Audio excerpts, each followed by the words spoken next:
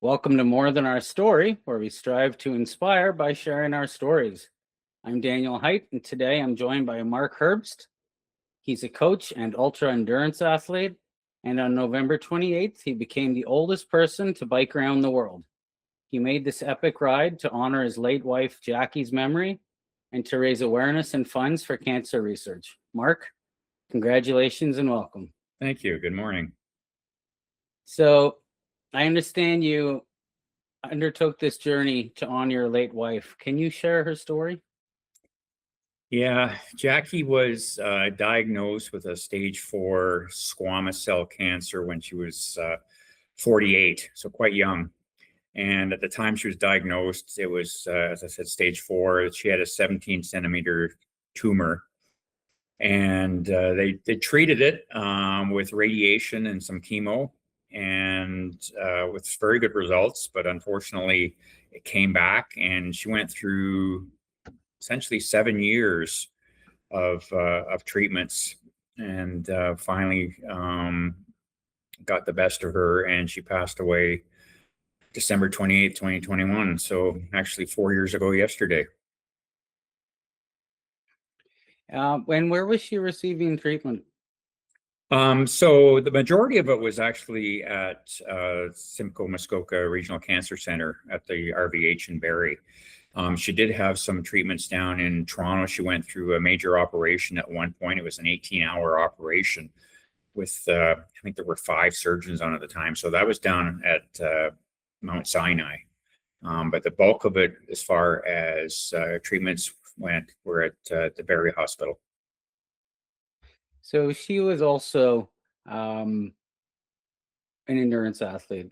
Maybe you can share a little bit about that. Yeah, this is, one of the things with cancer. It's just like, it doesn't care who you are, how great a shape you're in, how old, how young. As I said, she was diagnosed when she was 48. She was quite young. And she had been just the epitome of health her entire life. She had, done a lot of marathons. She had done Ironman. She was a CrossFit monster, much better at it than I am. And, it's a double-edged sword. It's like I said, it didn't care that, she was fit. But at the same time, the fact that she was so fit helped her to get through a lot of these treatments. I mean, this major surgery that she went under, this 18-hour surgery, they only do 12 of those a year, and less than half the people that have that surgery live through the surgery. So certainly the fact that she was so fit helped her to get through this. And, I said 7 years, but that 7 years, the majority of that was good quality of life. So this ride you undertook in her memory, Mm-hmm. you are obviously no slouch in the endurance world yourself. How did you go about preparing for this? From a fitness standpoint, I didn't really have to do any special preparation. I've been racing bikes for over 40 years. So I've always got, a decent base of fitness. Well, I don't feel like it at the moment, but I always have this decent, you know, base of fitness. And for something like that, it's, you're only going along at an endurance pace. It's not something that you're, trying to kill yourself to get faster on, because you can't. You're riding for, 12 hours a day. So most of it's at an endurance level. And I didn't have to do anything special for that because I do that every day. Um, the preparation, the challenge on that was more from a logistics standpoint, and not only arranging things that I needed, equipment, where I was going to be, food, water, that type of thing. But mentally, that was the tough part. That was the part that I couldn't really prepare for, because I was on my own for over 300 days. I'd meet people along the way and have conversations, but I was on my own. I'd wake up every morning and I'd go, oh my God, got to get on my bike and go again. And that was the hard part to prepare for. How did you cope? Well, It depended upon the day. Some days it wasn't too bad, but as I said, it was really the first few months I found extremely tough. Just waking up in the morning in my tent and going, "Oh my God, I got to get on my bike again."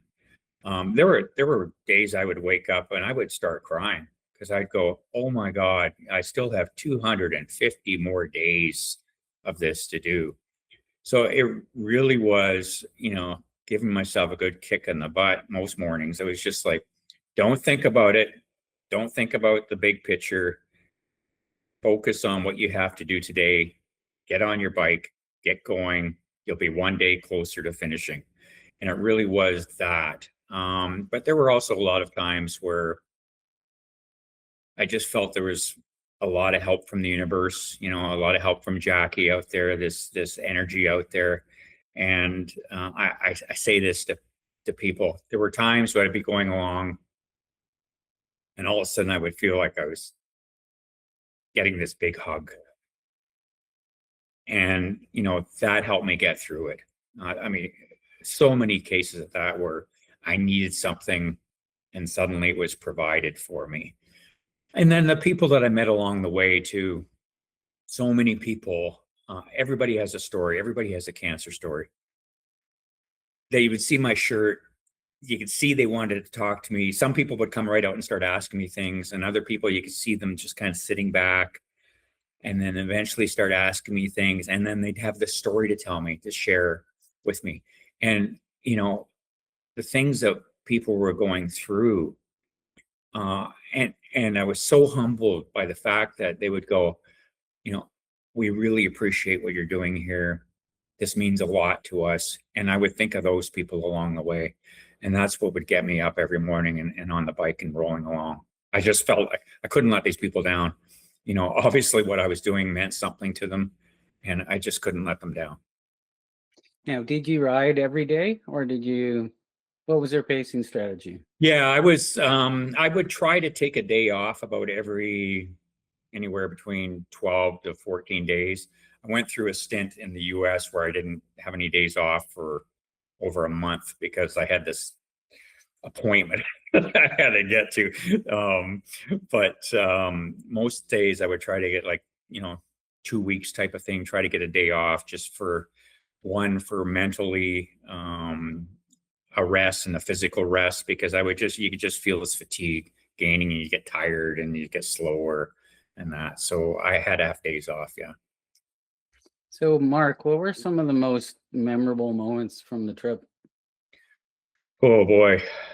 It usually comes down to some people that I would be meeting along the way.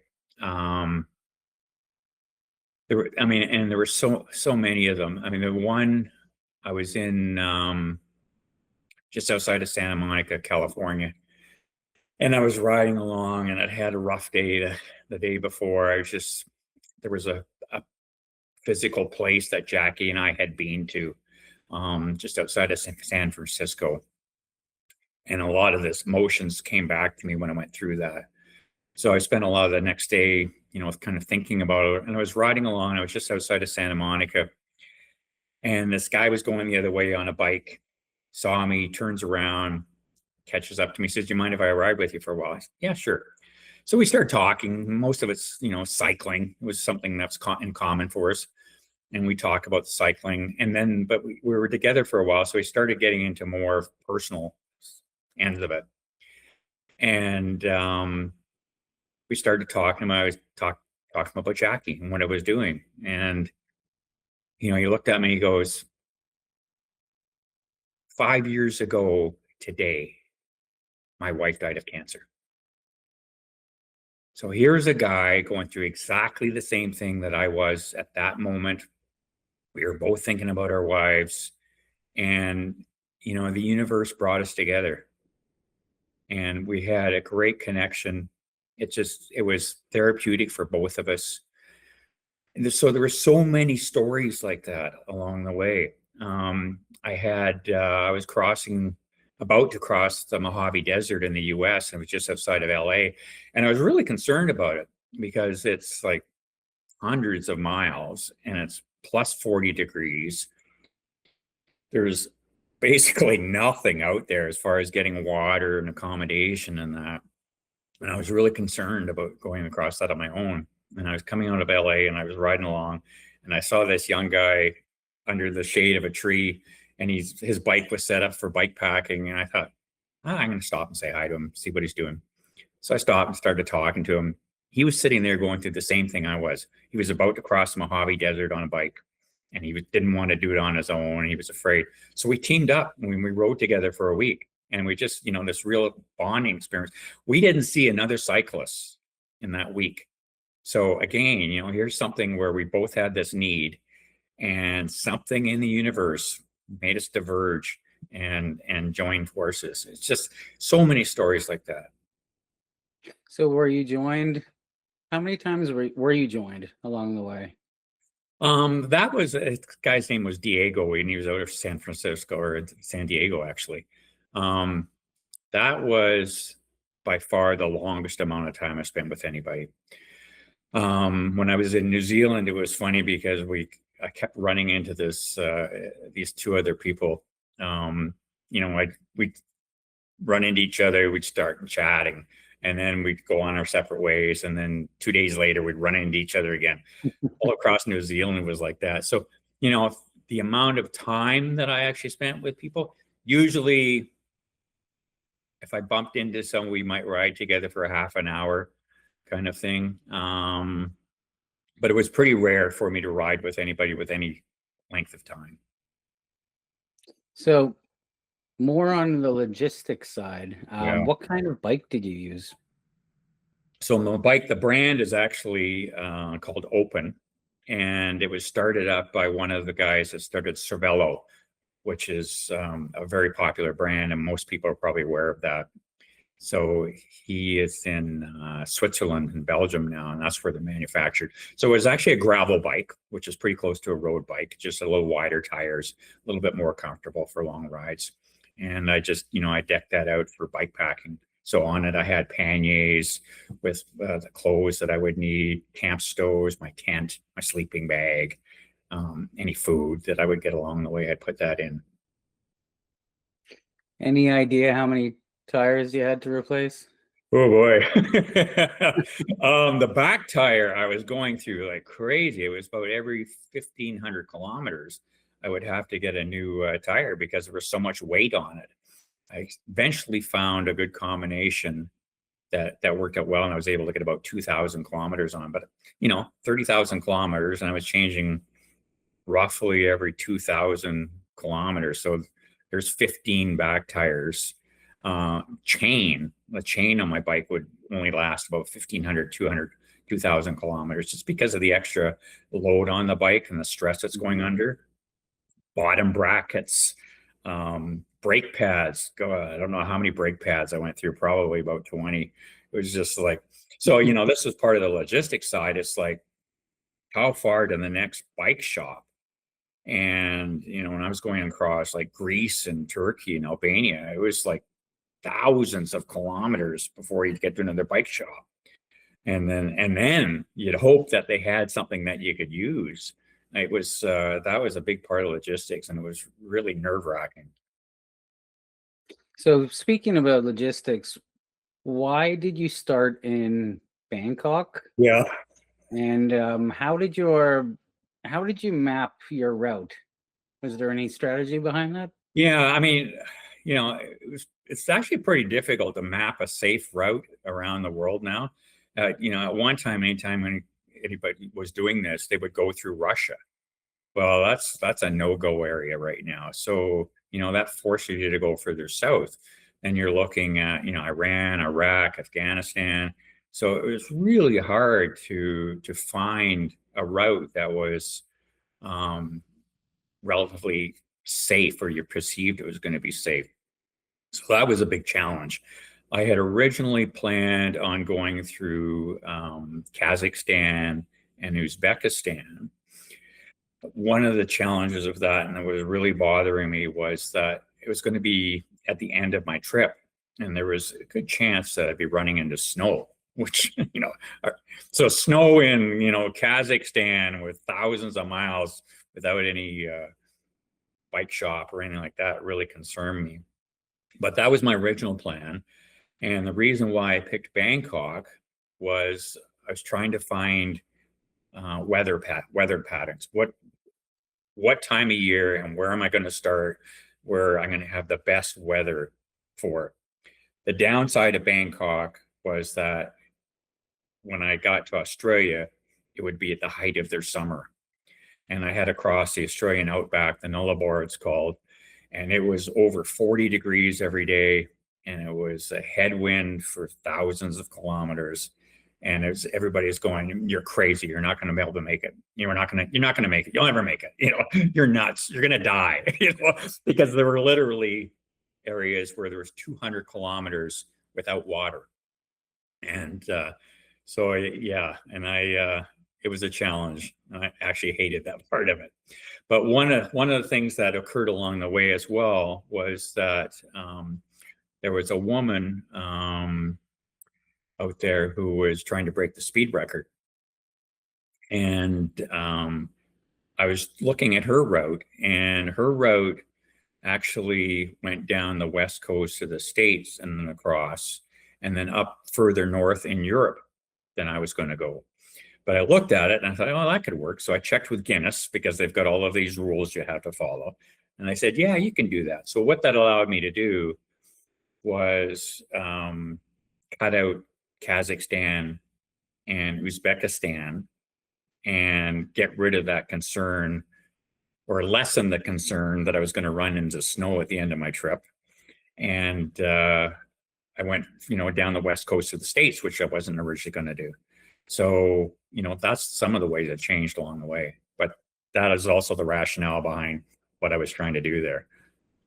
So when you set out, did you originally know that you were going to set a Guinness World Record? That was the goal. So how this came about was a couple of things. I mean, one, I was kind of looking for, something that would give me some purpose on a day-to-day basis, just to keep moving forward. And, as we said, I've been doing cycling for a long time. So how it came about was I read two books, one by Jenny Graham and one by Mark Beaumont. And they're both from Inverness, Scotland.